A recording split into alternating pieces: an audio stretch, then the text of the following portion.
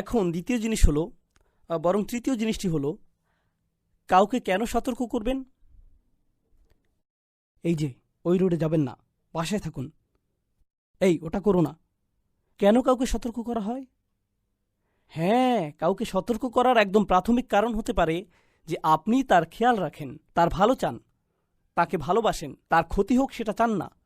আর মূলত এটাই হলো আল্লাহর নাম আর রহিম, যিনি আপনার যত্ন আত্মি করেন, আপনাকে দয়া দেখাতে চান, আপনার ক্ষতি দূর করতে চান। আপনাকে যে কারণে পাঠানো হয়েছে, নবীজি সাল্লাল্লাহু আলাইহি সাল্লামকে যে কারণে সতর্ক করতে পাঠানো হয়েছে, তা হলো এই সতর্কবার্তা খোদ আল্লাহর এক দয়ার বহিঃপ্রকাশ। যেমন ধরুন, কিছু মানুষ অভিযোগ করে কোরআন কেন জাহান্নামের আগুন নিয়ে কথা বলে। আমি বলি, আমরা সম্ভবত এটা পরিষ্কারভাবে চিন্তা করছি না। কেউ যদি আপনাকে ঝড় বা বন্যার ব্যাপারে সতর্ক করে দেয়, আপনি কি বলেন? তুমি কেন বন্যার কথা বলছো? বন্যা তো অনেক খারাপ, আমার মন খুবই খারাপ হয়ে গেল, আমার সাথে আর কথা বলবে না। আরে তুমি তো মারা যাবে। তোমার ভালো লাগুক কি নাই লাগুক, এটা আসবেই। এর চাইতে বরং কেউ যে তোমাকে সতর্ক করে দিচ্ছে, এই যত্নের বহিঃপ্রকাশ দেখে অন্তত খুশি হও। কিন্তু কেন তাকে এভাবে খুলে বলতে হবে? কেন সে শুধু এভাবে বলল না, খারাপ কিছু একটা ঘটবে? একটা সুনামি আসছে আর আপনি কাউকে বললেন খারাপ কিছু একটা হবে, তাহলে কি তাকে সিরিয়াসলি নেবেন আপনারা? এটা পরিষ্কারভাবে বলতেই হবে। এটাই আল্লাহর ভালোবাসার বহিঃপ্রকাশ। লিতুনযিরা কওমান। এখন এটা আমার খুবই পছন্দ। ও মাই গড, সূরাটির শুরুতে আমরা বলেছিলাম ওয়াল কুরআনিল হাকিম, আর এই কোরআন প্রজ্ঞাময়, এত সুন্দরের গাঁথনি, এতে আছে নিজস্ব রায়। এই কোরআন যে কোনো কোরআন নয়, সেই একক কোরআন, এমনভাবে বলা যেন আরব সমাজে এটাই প্রতিষ্ঠিত। এখন কুরাইশ তো কোরআন সম্পর্কে জেনেছে, যথেষ্ট শুনেছে তারা, তাই যখন আপনি তেলাওয়াত করেন তারা বুঝতে পারে, তারা ভাবে এটা সাধারণ কোনো তেলাওয়াত নয়, এটা সেই নির্দিষ্ট তেলাওয়াত, সবাই জানে। আর কোন জাতিতে নবীজিকে পাঠানো হয়েছিল সাল্লাল্লাহু আলাইহি সাল্লাম? তাকে কুরাইশদের কাছে পাঠানো হয়েছিল। কিন্তু এই কুরাইশরা, আমরা জানি তারা জনপ্রিয় সমাজ ছিল, বেশ জনপ্রিয় ছিল তখন। কিন্তু দেখুন আল্লাহ তাদের সম্পর্কে এই আয়াতে কিভাবে বলছেন। নিজ কর্তৃত্বের অবস্থান থেকে আল্লাহ তাদের ছোট করছেন। তিনি বলছেন আপনি কোনো এক জাতিকে সতর্ক করতে এসেছেন।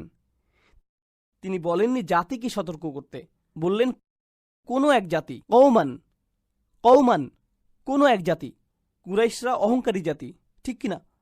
এভাবে বললে তো তাদেরকে শুরুতেই তাচ্ছিল্য করা হয়ে যায়। তাদের বিরুদ্ধে কেমন মুহাজামা এটা, এমন এক আক্রমণ যে শুধুই বললেন কওমান। আচ্ছা, আরও ব্যাখ্যা করছি। এদিকে দেখুন, তারা নিজেদের বংশ নিয়ে কি কি পরিমাণ অহংকার করে। তারা নিজেদেরকে কিভাবে বলতো? বনু আমির, বনু হিসাম। নিজেদের বংশের কি গর্ব, কি অহংকার ছিল তাদের। আল্লাহ বলেন কোনো এক জাতি, তাদের বংশ নিয়ে তোমাকে আমি বলছি, তারা তো কিছুই জানে না। মা উনযিরা আবাউহুম, তাদেরকে আগে সতর্ক করাই হয়নি। তোমরা নিজেদের আহামরি কি মনে করো? তোমরা কিছুই না, নগণ্য জাতি, তোমাদের মূল্যই নেই। মা উনযিরা আবাউহুম, তুমি কোনো এক নগণ্য জাতিকে সতর্ক করতে এসেছো, এমনকি যাদের পূর্বপুরুষরা ওহির বরকত পর্যন্ত পায়নি। মা উনযিরা আবাউহুম ফাহুম গাফিলুন, তারা তো উদাসীন হবেই, অবাক হবার কিছু নেই, তারা সম্পূর্ণই অজ্ঞ। চলুন এখন তাদের অজ্ঞতা নিয়ে কথা বলি। আমি চাই আপনারা বুঝুন ভালোভাবে। আপনারা তো জানেন হেজাজ অঞ্চল কোথায়, ওই যে আরব মরুভূমি যেখানে নবীজি সাল্লাল্লাহু আলাইহি সাল্লাম এসেছেন। আচ্ছা, আশেপাশের অঞ্চলগুলোতে কি কোনো পরাশক্তি আছে? কিংবা প্রতিবেশী অঞ্চলে বা কাছে ধারে কোনো বিশাল রাজত্ব বা সভ্যতা কি বিদ্যমান? হ্যাঁ হ্যাঁ, অবশ্যই। আবিসিনিয়া আছে, পারস্য আছে, বিশাল বড় সভ্যতা, প্রাচীন এক সভ্যতা। এরপর আছে রোমান সাম্রাজ্য, ঠিক? আরও অনেক বড় বড় প্রাচীন আর প্রতিষ্ঠিত সভ্যতা আছে। তো সে সময় আরবরা প্রতিষ্ঠিত কতটুকু? মানে তাদের কয়টি ইউনিভার্সিটি আছে, কি ধরনের বিশাল লাইব্রেরি আছে তাদের? সেখানে রোমানদের মতো কি ইতিহাস বা দর্শনের বই আছে, বা গ্রিকদের মতো পুরাণের বই আছে, বা সেখানকার মূর্তি স্তম্ভ সেরকম অবকাঠামো বা দুর্গ? নেই, তাদের কিচ্ছুই নেই। আল্লাহ কুরাইশদের বলছেন তোমরা নিজেদের নিয়ে এত অহংকার করছো, তোমরা তো একেবারেই অজ্ঞ, তোমাদের চাইতে কত বড় রাষ্ট্র পড়ে আছে। নিজেদের কি মনে করো? তোমরা কি মনে করো নিজেদের? এত কিসের গর্ব তোমাদের? তোমরা তুচ্ছ, সমস্ত পৃথিবীতে অন্যদের তুলনায় নগণ্য তোমরা। এমনকি অন্যরা তোমাদের আক্রমণও করতে চায় না। এখানে তো এখনো তেল আসেনি। তারা তোমাদের একা ছেড়ে দিয়েছে। মনে করতে পারো তোমরা রোমানরা তোমাদের চায় না, পারস্যরা তোমাদের চায় না। কি? আমরা কোন দুঃখে আমাদের সৈন্য ওখানে পাঠাবো? 1000 বছর ধরে তারা একা ছেড়ে রেখেছে একে। প্রত্যেক সভ্যতাই নিজ অঞ্চলের প্রসার চায়, ঠিক কিনা?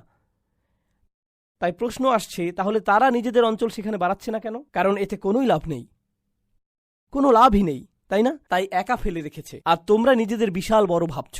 দেখুন, এই ধরনের মানসিকতা মানুষের মধ্যেও আছে। তারা যখন গ্রামে বাস করে, নিজেদের ছোট্ট গণ্ডির মধ্যে পুরো জীবন কাটায়, তখন অহংকার বেড়ে যায়, মূর্খতা পেয়ে বসে, ভাবে আমি কি হলুম রে। বুঝতেও পারে না যে বাহিরের জগতে কেউ তাদের পাত্তাও দেয় না।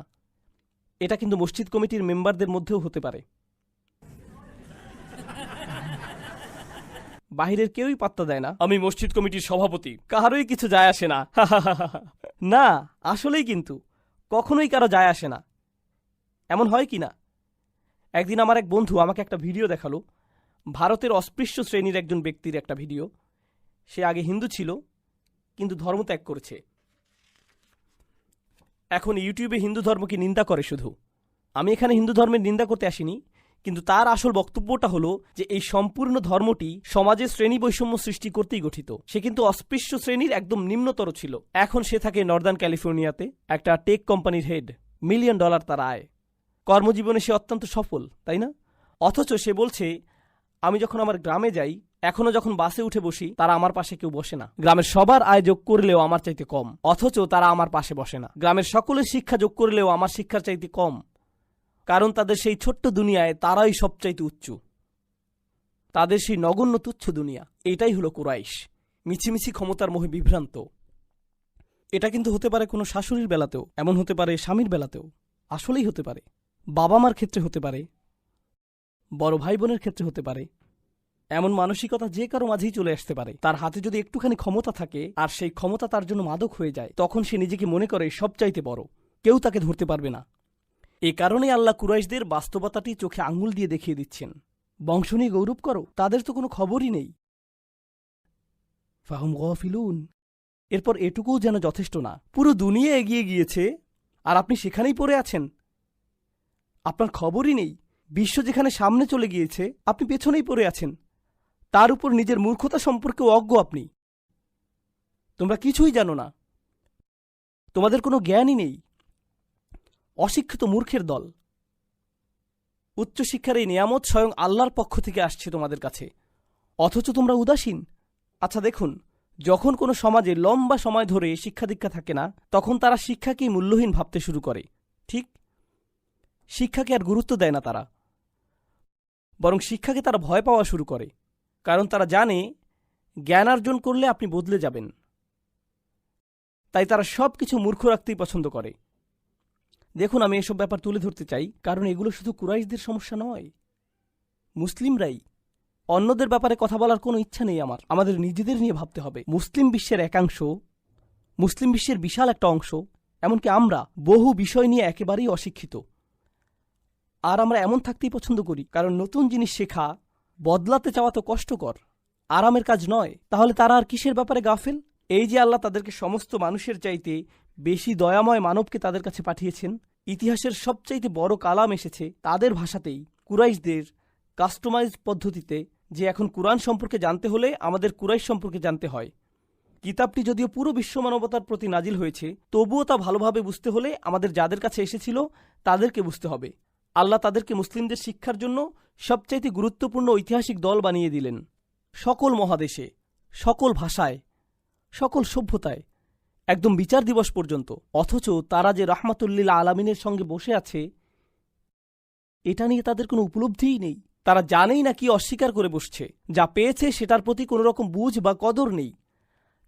তাদের যদি একটু হলেও ধারণা থাকত, অল্প করে হলেও যদি ভবিষ্যৎ দেখতে পেত, বেশি না, মাত্র 100 বছর ভবিষ্যৎ যদি দেখতে পেত, কিংবা 200 বছরের ভবিষ্যৎ, তারা যদি জানতো দুনিয়ার জন্য কোরআন কি করছে, কোরআন পৃথিবীতে কি করছে, পৃথিবীতে ইসলাম কি করছে, আন্দলুসিয়াতে কি করেছে, দামেস্কে কি করেছে, ইরাকে কি করেছে, ভারতে কি করেছে, দুনিয়ার প্রতি অবদান কি, এই লোকগুলোর কোনো ধারণাই নেই। তারা শুধুই বসে বসে বলছে, আহ,